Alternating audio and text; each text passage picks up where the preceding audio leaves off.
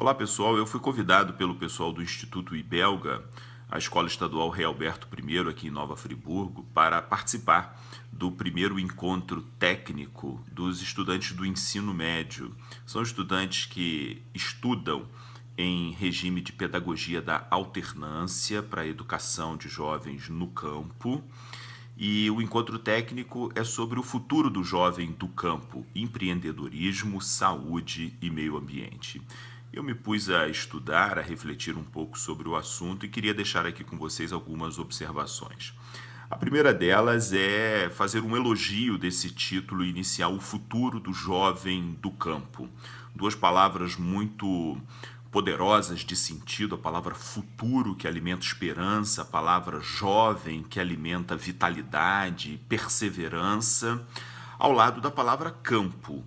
Nós vivemos um país, infelizmente, cujo êxodo rural, além de ter esvaziado o campo e dado muitas dificuldades a essa zona de produção, especialmente agrícola e pecuária, do ponto de vista cultural, uma sociedade que, em certo sentido, acaba desmerecendo e diminuindo o valor do campo. Então, colocar futuro, colocar juventude ao lado de campo é muito interessante. Por outro lado, eu acho também que é necessário a gente fazer uma ruptura com essas dicotomias, com esse pensamento binário, né?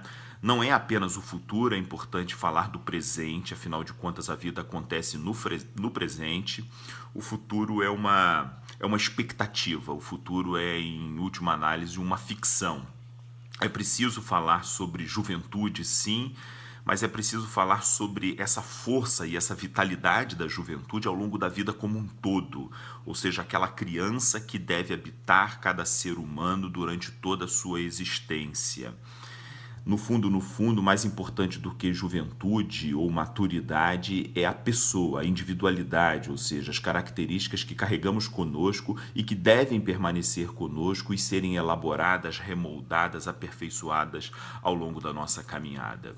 E por fim também essa questão que, embora eu já tenha adiantado, de campo e cidade. Não é? Infelizmente, houve uma série de rupturas e uma série de diminuições do campo na cultura brasileira, mas é fato também que com o advento das novas tecnologias, a internet, meios de comunicação, essas distâncias e essas rupturas são menores e há um intercâmbio e um diálogo muito mais intenso entre essas duas grandezas da sociedade brasileira. Agora, sobre as três palavras e os três temas que vão acompanhar a garotada ao longo dos 2 dias de diálogo lá no Ibelga, eu queria deixar algumas reflexões. A primeira delas sobre saúde. Vou começar por saúde, porque saúde está diretamente ligado à qualidade de vida, está ligado à realização, está ligado à autoestima.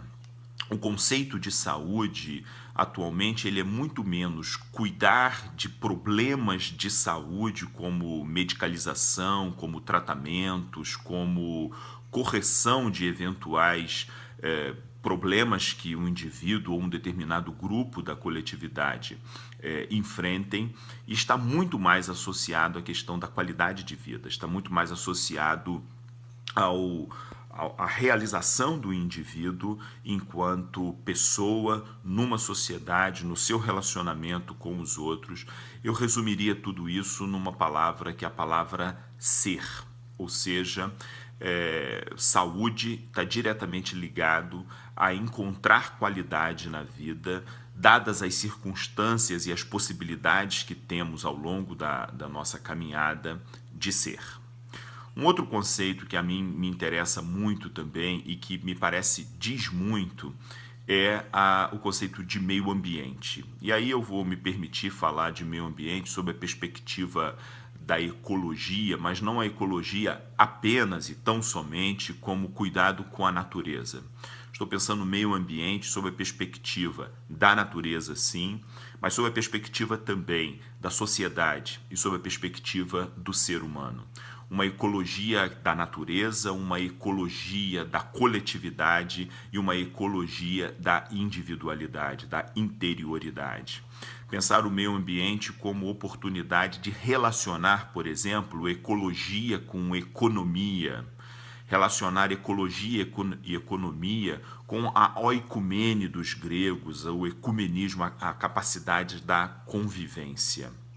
Em última análise, meio ambiente é o espaço em que o ser humano ocupa, em que o ser humano desfruta, o espaço esse que o ser humano transforma, espaço que promove, por assim dizer, qualidade, pode promover qualidade de vida. A relação entre meio ambiente e saúde é muito íntima, se pensada sob esse aspecto. A palavra de ordem, quando a gente fala sobre meio ambiente, é conviver. Se em saúde a palavra é ser, em meio ambiente a palavra é conviver.